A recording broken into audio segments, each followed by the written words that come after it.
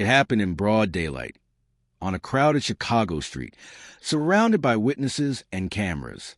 A black woman stood silently beside her car as a police officer spat on her shoe, his words dripping with contempt. He thought she was just another face, another person he could humiliate without consequence.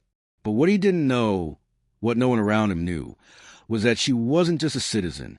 She was his superior, his judge, his reckoning. Within seconds, his entire world would collapse before the same crowd he tried to command, because in that moment, the law he twisted turned on him. The question is, what would you have done if you were standing there? It was one of those crisp Chicago mornings when the city almost feels kind. The air carried the smell of roasted beans in the corner cafe, and the sun bounced off rows of parked cars along Lincoln Park's quiet streets.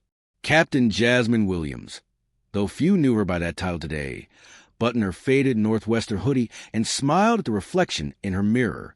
No uniform, no badge, no authority. Just Jasmine, a mother, a mentor, a woman on her day off. For the first time in weeks, she felt at peace. Her daughter's text still glowed on her phone screen. "You'll do great today, Mom." Jasmine had promised a guest lecture at the university, teaching students how to stay calm and safe during police encounters. It was a topic that always sat heavy in her chest, one that felt less like theory and more like memory. She sipped her coffee, scanning the framed commendations she kept tucked away in her bedroom. Each one told a story of a fight won, a life saved, or corruption exposed. 20 years of service. And yet outside that door, she was just another black woman in Chicago. And that was exactly how she wanted it. As she drove toward the university, her eyes caught the subtle divide of the city. The manicured lawns of wealth fading into cracked sidewalks of struggle. She'd spent her whole career trying to bridge those worlds. But lately, it felt like they were drifting further apart. Still, Jasmine believed in people. She believed that knowledge could save lives. That change started in rooms like the one she was about to walk into. But as she pulled into a spot near the cafe, the calm morning air shifted. A police cruiser sat idling across the street, its engine rumbling low. The officer inside glanced up, just long enough for Jasmine to feel that all too familiar chill creep down her spine. She brushed it off with a deep breath, stepping out into the sunlight. Just another day, she told herself. Just coffee before class.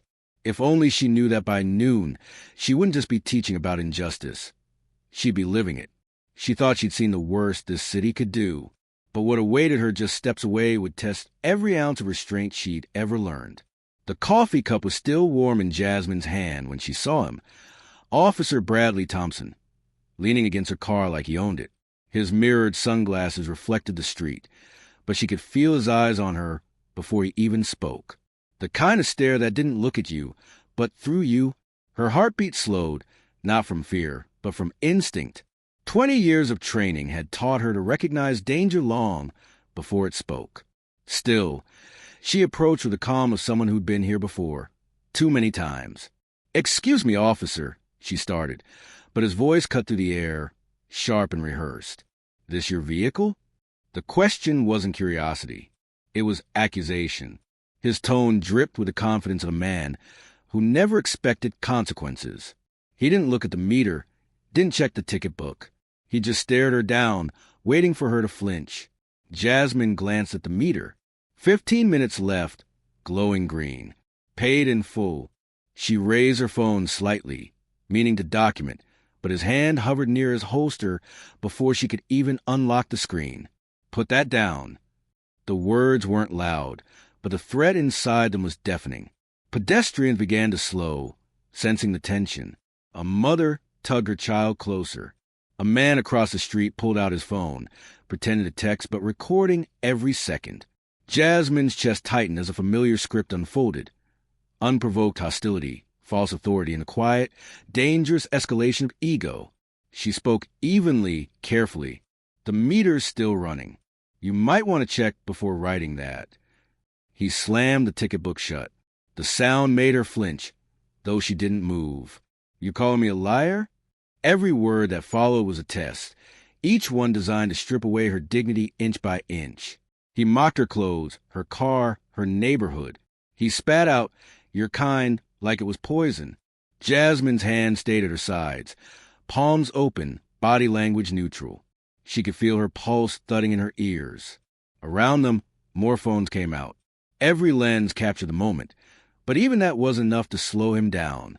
When he ordered her out of the car, she didn't resist. She narrated every move, keeping her tone level, but his hands still roamed roughly across her pockets, scattering her belongings onto the pavement. Her wallet, keys, and phone hit the concrete. "Pick them up," he barked. The humiliation was public now. Each second dragged like an eternity. The laughter of someone in the crowd cut through the tension, a sound she'd never forget. Then came the final insult. As she bent to collect her things, his boot stepped on her hand. Just enough pressure to remind her who thought he had power. Her instinct screamed to end it, to pull rank, reveal her badge, stop this madness. But she didn't. Not yet. She wanted the truth of this moment captured, raw, unfiltered, undeniable, because this wasn't just about her. It was about every person who never got the chance to prove they'd done nothing wrong. And as she stood, dusting off her jeans, his smirk widened. He thought he'd broken her spirit. He had no idea who he was dealing with. If he'd known who she really was, the authority she carried behind that calm silence, he might have walked away. But now it was far too late. The crowd had grown thick now, phones held high, every lens trained on the unfolding scene like a courtroom without walls. Jasmine stood pressed against her car, wrists aching as Officer Thompson forced her into cuffs, his voice sharp and manic. The sun glared off his badge, the symbol of authority he'd weaponized against her, and for a moment, it blinded her. Not from the light, but from the rage boiling behind his every movement. "Stop resisting," he barked, though she hadn't moved an inch. Each word felt like a match thrown into gasoline, igniting the fury of the watching crowd. Someone shouted, "She's not resisting." Another yelled, "We're recording everything." Still, his grip tightened, his fingers digging into her arms like shackles. The humiliation was total. Her body restrained, her name stripped down to suspect, her dignity hanging by a thread. And then, as his hand brushed against her back pocket, time slowed. The leather fold slipped out, flipping open as it hit the pavement. For one breathless second, silence blanketed the street. The gold badge shimmered in the light. Captain Jasmine Williams, Chicago Police Department, Internal Affairs. Gas erupted like gunfire. Mitchell, the younger officer, froze mid-step. "Brad!" "That's Captain Williams," he whispered, his voice trembling. But Thompson's mind couldn't process it. His authority was unraveling too fast. His face twisted from shock to fury, a man drowning in his own arrogance. "Fake," he spat, his voice cracking. "This is a setup." He was shaking now, panic pushing him past reason. And before anyone could move, he did the unthinkable. His rage curdled into pure contempt as he leaned forward and spat on her shoe. The sound was small, but its echo cut through the noise like a blade. The crowd erupted, shouts of disbelief mixing with anger and disgust. Thompson's own partner looked sick. Jasmine didn't flinch. She stared down at the smear glistening on her sneaker, then lifted her gaze to meet his. Her silence was more powerful than any order she'd ever given in uniform. Every camera, every witness, every bystander saw it. The exact moment an officer destroyed himself. Sirens wailed in the distance, growing louder. Help was coming, but not for him. And as the roar of approaching squad cars filled the air, Jasmine straightened her back, the handcuffs biting into her skin, her composure unshaken. The same system that tried to strip her humanity was about to face its own reflection. The lesson she'd spent her life teaching, about dignity, restraint, and justice, was about to play out in front of the world. He thought he'd broken her, but in that moment, every camera in Chicago captured the truth. He'd only revealed her strength. The sound of screeching tires pierced the chaos as backup arrived, lights flashing like judgment itself. What happened next would determine not just his fate, but the soul of the badge they both wore. The flashing lights painted the street in harsh reds and blues as Lieutenant Rodriguez stepped out of his patrol car, his expression hardening the moment he saw Jasmine, handcuffed, calm, and covered in another officer's spit. The air was electric. every witness holding their breath as the weight of what had just happened settled over the scene. When the cuffs clicked open, Jasmine didn't speak right away. She rubbed her wrists, lifted her chin, and faced a man who had humiliated her in front of dozens of strangers. Thompson's knees buckled as realization set in. The badge he'd once used to intimidate had become his undoing. Cameras kept rolling as Rodriguez read him his rights, his voice steady, echoing through the stunned silence. For the first time in his career, Thompson didn't argue, didn't posture. He simply stared at the ground, his uniform stained with the evidence of his downfall. And in that moment, justice didn't roar, it whispered. Jasmine didn't gloat or raise her voice. She simply said, "For the record, I am Captain Jasmine Williams, Internal Affairs," and turned toward the crowd. Her words carried more power than any arrest ever could. Dozens of phones stayed raised, capturing not just her authority, but her grace. The same hands that had trembled in fear moments earlier now trembled with relief, with pride. What happened that afternoon spread across the city within hours. The footage hit every social feed, every news channel, every community group. The image of a decorated black female captain standing tall against systemic racism became a symbol. Proof that accountability wasn't just possible but necessary.